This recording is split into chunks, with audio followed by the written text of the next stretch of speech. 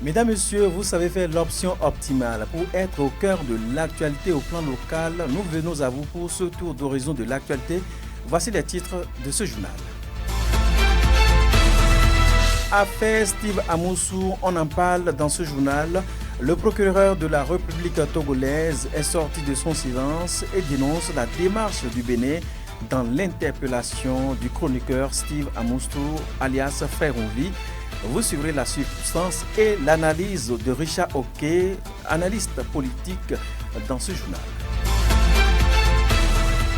Et puis, en ce qui concerne la montée des eaux dans la commune de Malanville, quelles sont donc les précautions que prennent les habitants du quartier Tonga ici à Malanville en ce qui concerne les noyades ou en ce qui concerne cette montée des eaux? Vous suivrez le sage, le conseiller de ce quartier. Il sera là pour nous apporter quelques précisions.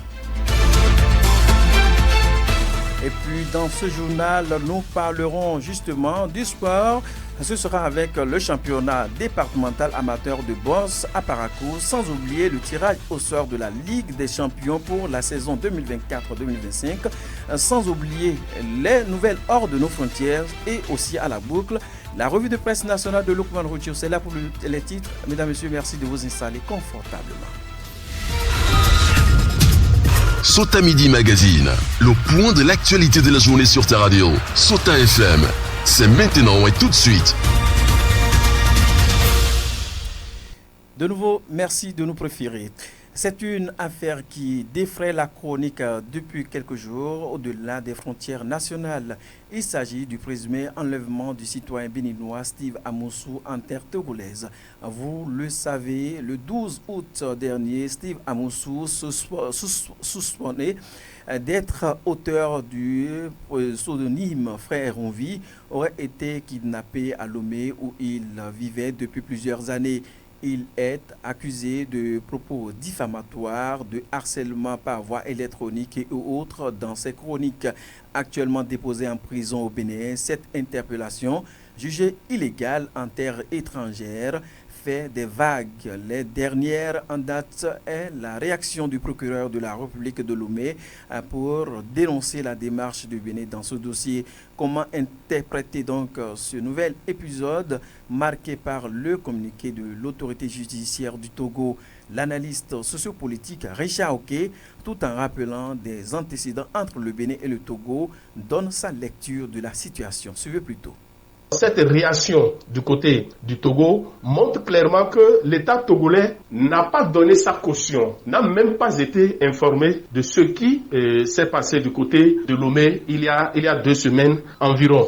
Et donc, si cet État-là n'a pas donné sa caution, si cet État n'a pas été officiellement informé, souffrez que le même État puisse montrer son mécontentement, montrer sa désapprobation face à l'enlèvement de ce compatriote-là, parce que, vous le savez très bien, les États, même s'ils sont amis, sont extrêmement jaloux de leur souveraineté. Dans le communiqué diffusé sur la chaîne de télévision, les autorités togolaises ont annoncé des poursuites judiciaires contre les ravisseurs de Steve Amoussou. Sommes-nous alors dans une crise diplomatique entre le Bénin et le Togo? Richard Oké répond, voici son analyse.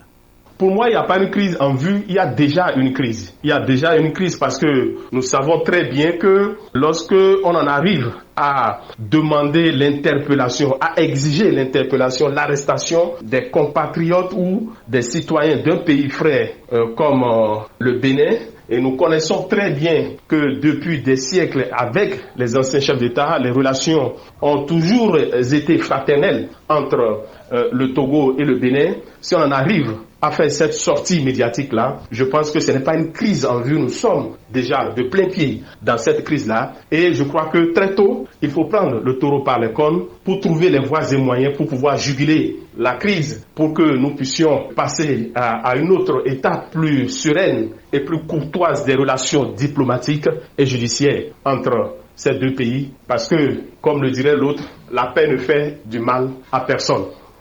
Quelles peuvent être les issues possibles dans cette crise? L'analyste sociopolitique évoque 2 volets dans ce bras de fer à peine volé entre les 2 pays voisins. Richard Oké, qu'on écoute. Pour moi, la suite de ce dossier va se jouer essentiellement sur 2 plans. Le volet d'abord diplomatique et ensuite le volet judiciaire. Par rapport au premier, je pense qu'il est possible que les 2 chefs d'État, chacun puisse, par exemple, accepter de décrocher son téléphone pour échanger avec son homologue. C'est dire que, à ce niveau-là, le linge sale peut, à mon avis, malgré les divergences, être lavé en famille. Parce que vous le savez très bien, les loups, en définitive, ne se mangent pas entre eux. Il est possible que, à ce niveau-là, que les 2 chefs d'État puissent se parler, puissent échanger pour trouver un terrain d'entente. Maintenant, sur le volet judiciaire, je pense que c'est à ce niveau que, à mon avis, il y a un petit souci. Un petit souci parce que vous savez très bien que les procédures judiciaires sont ce qu'elles sont et elles pourraient aller jusqu'à leur terme parce que à ce niveau-là, chaque État pourrait montrer l'indépendance, pourrait tenter de démontrer que la justice est totalement indépendante, parlant bien sûr de la séparation des pouvoirs. Vous savez très bien que Interpol aurait été saisi. Je dis aurait parce que je n'ai pas officiellement vu la note. Lorsque vous appartenez à cette entre-griffe police internationale, c'est vrai que vous avez le devoir de coopérer, mais je ne vois pas Interpol contraindre d'une manière ou d'une autre un pays souverain à coopérer. Parce que, bien qu'étant une police internationale, elle n'a pas une force coercitive pour imposer quoi que ce soit à un État qui est affilié à Interpol. Donc, sur ce plan-là, je pense que pourrait avoir des grincements de dents. On pourrait aller jusqu'à la fin des procédures judiciaires pour, in fine, choisir soit la voie de la grâce, soit encore la voie, pourquoi pas, de l'amnistie pour blanchir les uns et les autres. À l'instant, Richard Okey, il est analyste sociopolitique sur Sota FM. De cette actualité, mesdames et messieurs, au plan local cette fois-ci, de l'orange, la commune de Malanville passe désormais au rouge en matière d'alerte de la montée des eaux.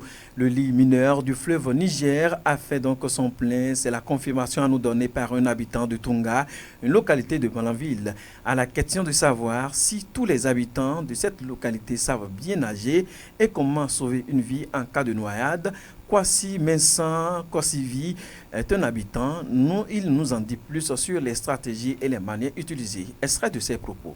Chez moi, à Tonga, ici, là, à partir de 5 ans jusqu'à 40 ans, que ce soit homme ou femme, savent nager. Mais de 1 an jusqu'à 4 ans, ces enfants, là, ne maîtrisent pas l'eau correctement. Bon, nous souhaitons que les parents soient bien s'occuper de ces enfants pour que ces enfants-là ne rentrent pas dans l'eau. Les personnes âgées qui ne savent pas nager là, et ils n'ont qu'à quitter, ils n'ont qu'à se déplacer là où il y a une inondation là, ceux qui les maisons sont inondées là, et ils n'ont qu'à quitter. Mais s'il y a le vent, si le vent souffle et nous sommes sur l'eau là, ça renverse la barque. Là, ça nous empêche à nager comme il faut. Il y a ce cas-là aussi. Donc, on doit respecter s'il y a le vent et une pluie abondante là. Nous-mêmes, on saura comment monter sur l'eau en ce moment.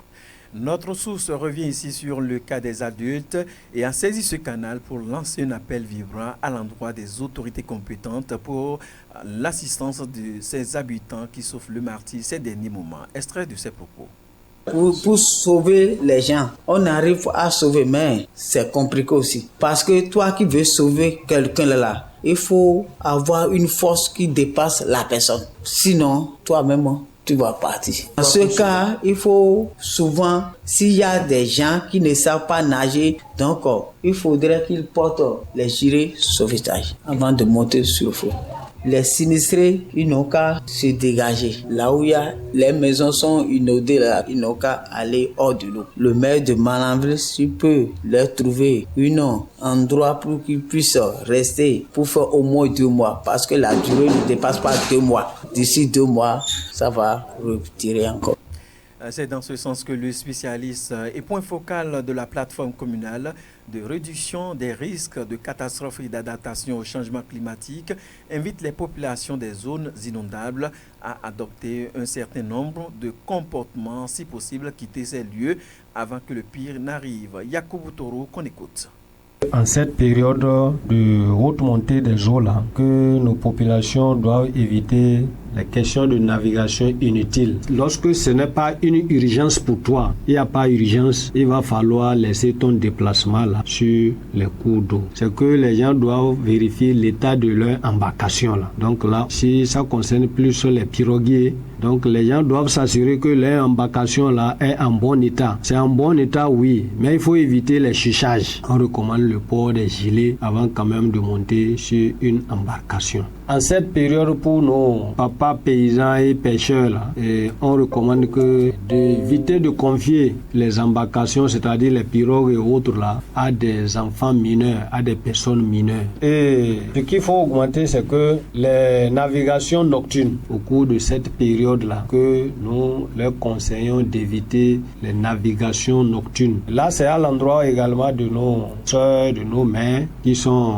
à la maison. Faut pas que en cette période qu'on laisse les enfants aller dire je vais me baigner dans une mare, dans un cours d'eau. C'est vraiment proscrit en cette période-là. Nous leur recommandons que les consignes que nous sommes en train de donner là, c'est vrai, c'est pas de l'amusement. Les gens vont voir que c'est banal, eux connaissent ça, oui, on sait qu'on connaît ça. Mais on leur recommande que c'est une répétition et c'est aussi un rappel. Donc on leur demande humblement là, ils n'ont qu'à mettre en application les consignes dont ils connaissent là.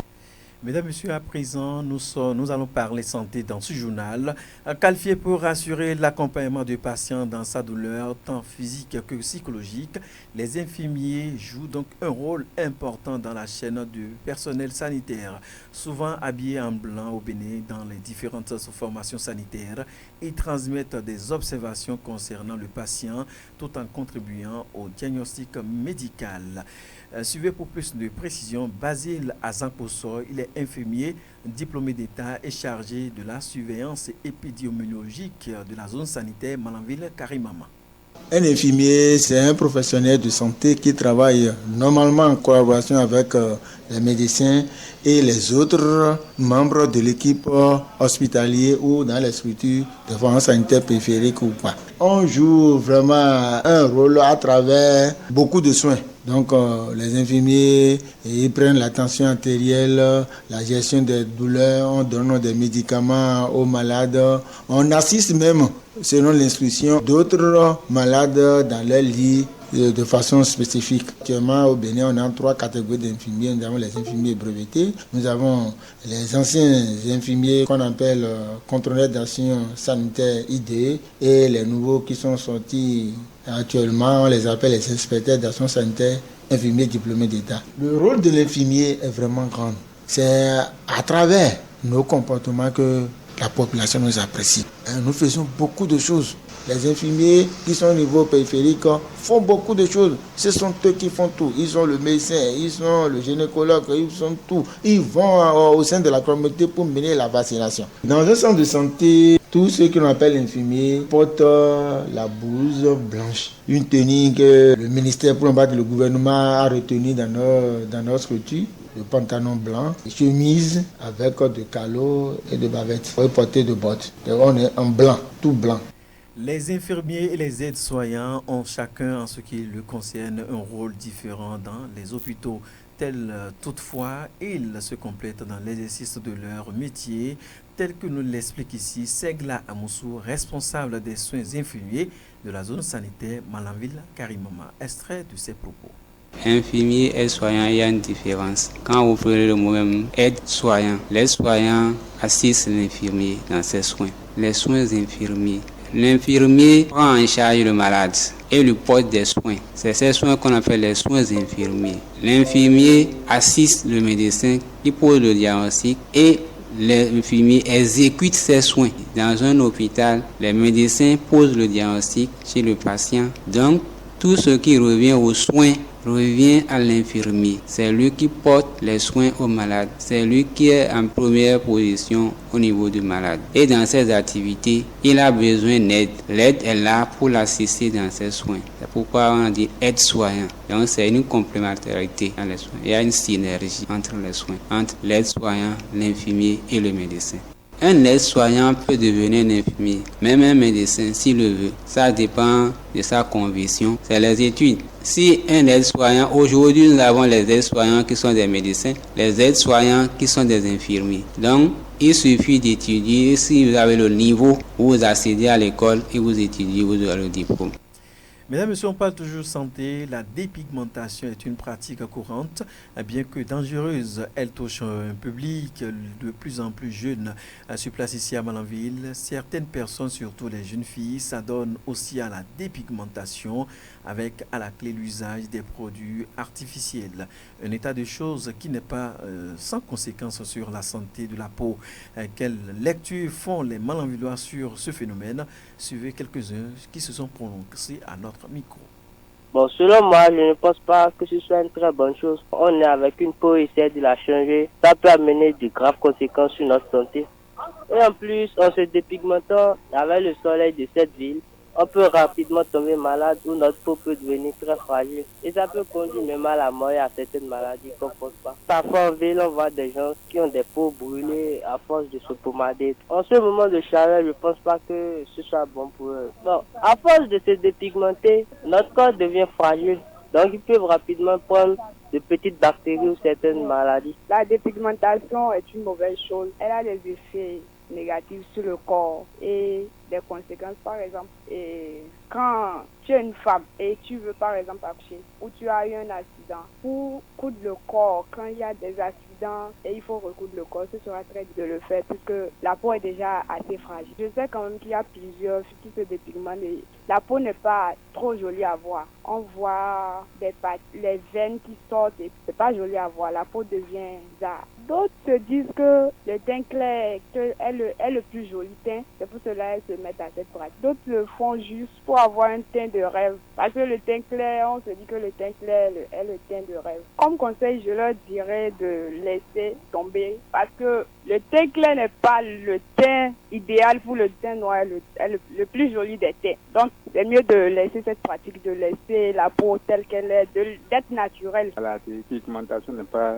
une bonne chose puisque ça a d'énormes conséquences. Et on constate la fragilité des peaux. Et puis, après tout, c'est le cancer des peaux. Et quand tu fais une petite chose, tu auras des blessures un peu partout. Bon, à quoi ça sert de le faire? Ouais, vu que c'est pas une bonne chose. De l'autre côté, les produits artificiels là, c'est des produits qui ont d'énormes conséquences. De nos jours, on essaie de voir tout sur les réseaux sociaux. Même si c'est pas directement, on essaie de voir physiquement à travers les réseaux sociaux, on voit ce que ça donne. Ça entraîne des maladies vraiment qui n'arrangent pas trop. Bon, moi je les conseille juste de laisser. Puisque si c'est bon, les blancs même en question vont utiliser ce genre de produits. Ils nous amènent juste et puis bienvenue les conséquences. Donc, je vois que c'est pas une bonne chose comme le mieux de garder sa peau naturelle.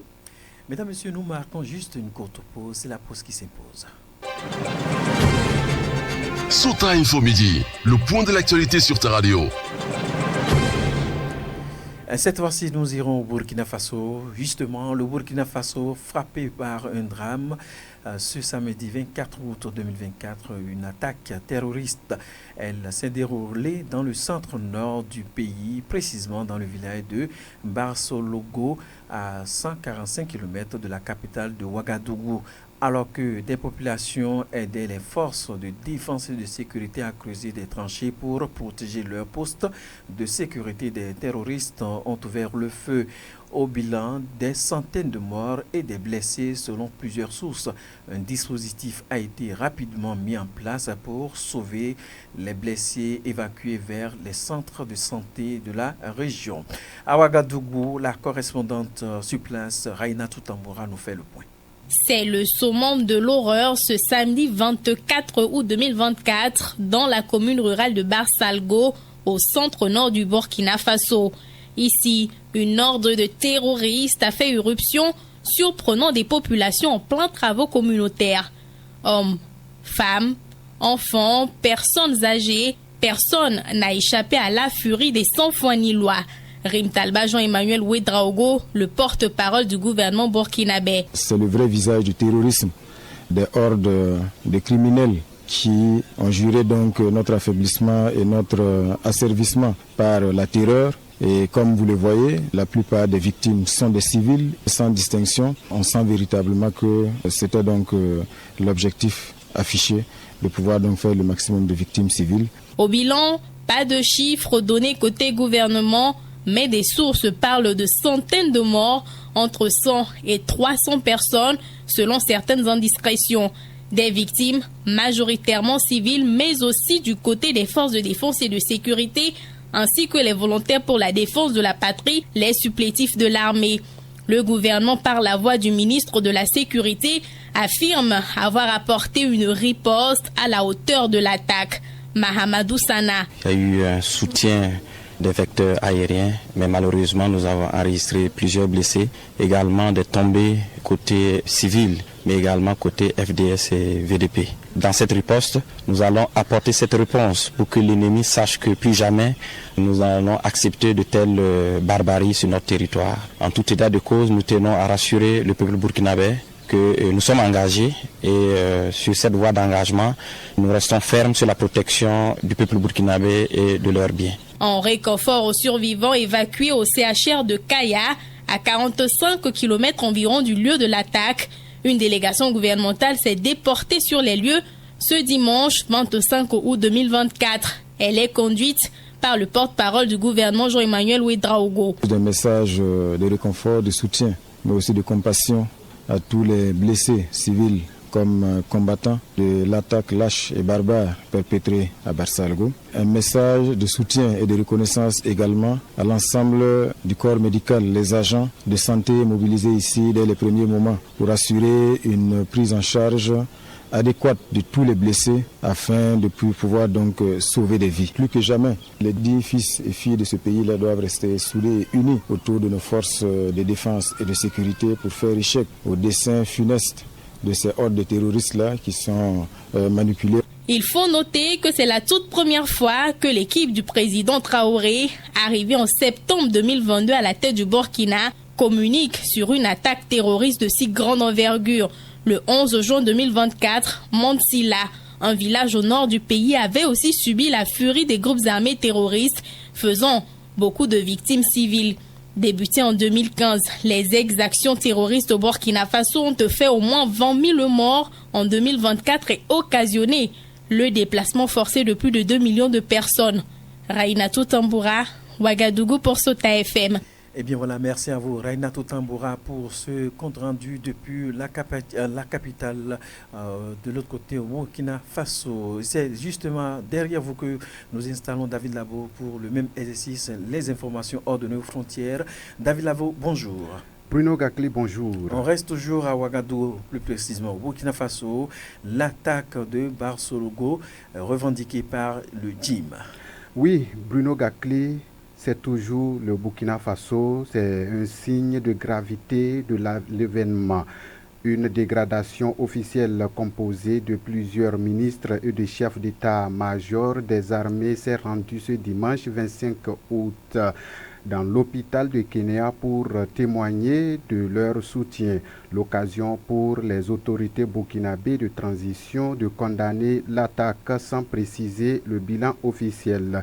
Le principal message formulé par le porte-parole du gouvernement de la transition, c'est celui-ci de l'unité. Jean-Emmanuel Ouedraogo a demandé au Burkinabé de rester soudés et unis autour des forces de sécurité pour faire l'échec au dessein funeste des ordres terroristes. Cette fois-ci, nous sommes au Ghana. David Labo, le candidat et ancien président Mahama, présente son programme économique. Vous nous dites. Oui, Bruno Gakli, au Ghana, ce samedi 24 août 2024, le Winneba dans la région centrale, John Dramani Mahama, l'ancien président et candidat de la magistrature suprême, a encablé le gouvernement actuel, seul fautif selon lui de la crise économique actuelle, tout en présentant sa mesure phare, l'économie de 24 heures, un poste de travail divisé en 3 périodes de 8 heures pour 3 personnes au lieu d'une. C'est ça l'économie de 24 heures. Les entreprises et organisations publics seront encouragés à fonctionner 24 heures sur 24, 7 jours sur 7. Cela va stimuler la production et créer des emplois bien payés, explique le Premier ministre John Mohamed Dramane. Merci à vous, David Labo, pour ces informations sans transition. Une petite note en sport avant de retrouver la revue de presse nationale. Les amateurs de la bosse ont passé donc une journée exceptionnelle ce dimanche 25 août 2024 sur le terrain à Borassi dans la ville de Parakou. Le championnat départemental amateur réunissait donc les bosseurs des départements du Borgou et de la Liborie. Il faut noter que les pigistes et différentes catégories des combats juvéniles et combats super welter et super légers ont captivé un public passionné. Présent, nous allons marquer une pause. Le temps pour nous d'installer Lukman Orochewu. Et tout de suite, voici la revue de presse sur la radio Sota FM. Suivez la revue de presse sur Sota FM. Amis de la plume et du papier, mesdames, messieurs, bonjour. Dans l'actualité ce mardi, démarrons avec les rumeurs de dette d'électricité du Bénin envers le Nigeria. Le sujet est bien repris par les journaux ce mardi.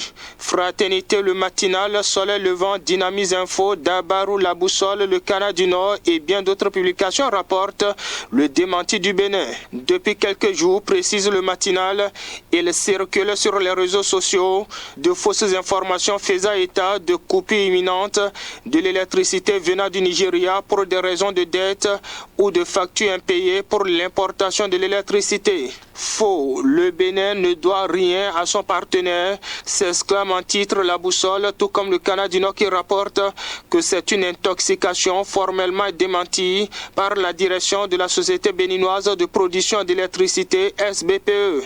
À travers un communiqué, indique les confrères, la SBPE dément et rappelle que le Bénin respecte rigoureusement ses obligations financières envers ses partenaires nigérians.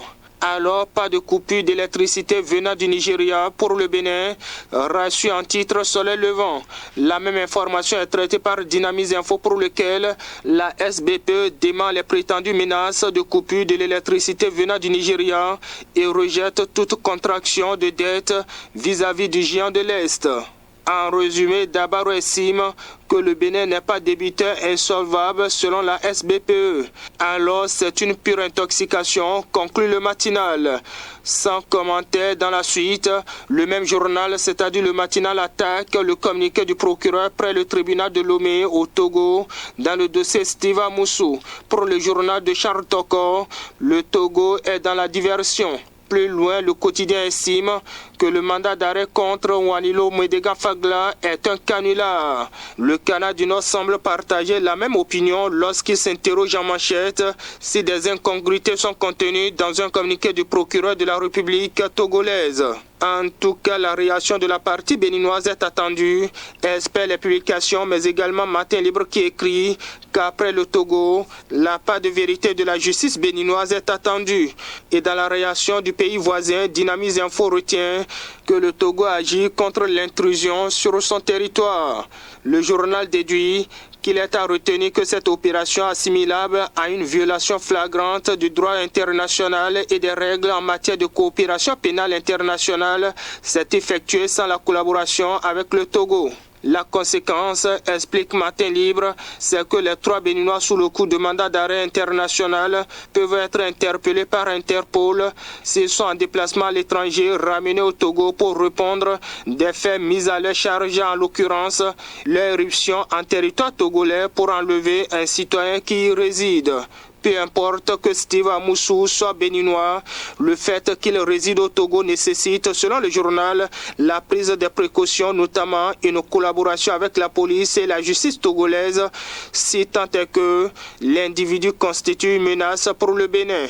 Au lieu de ça, le territoire togolais a été violé sans aucun dégât pour la police et la justice togolaise, au mépris de toute règle en la matière, s'offusque Matin Libre qui observe que ce faisant, c'est les relations entre le Bénin et le Togo qui sont mises à mal. Et quand on voit la cause, mon confrère se demande si Steve Amoussou comprend pour Frein Ouvi représentait pour le pouvoir un tel enjeu au point de violer toutes les procédures requises pour aller l'enlever.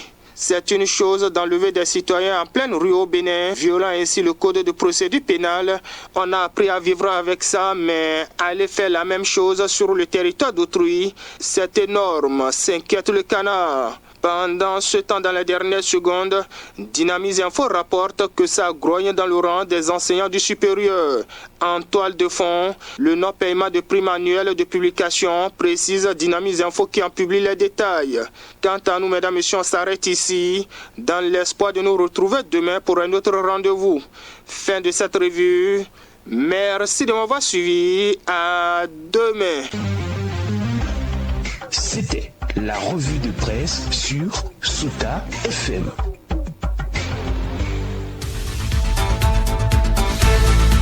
Et bien voilà, 30 minutes pour faire le tour d'horizon de l'actualité sur la radio Sota FM. Mesdames, Messieurs, merci de l'avoir suivi. Stop FM, tout le monde descend. Collaboration technique, on retrouve Moudjaïdou Oruyo à l'édition. Il a pour nous Ousmane Tinola en direct depuis les studios A pour la présentation. Bruno Gagri, c'est mon nom. L'information vous revient dès qu'il va sonner 1 heure.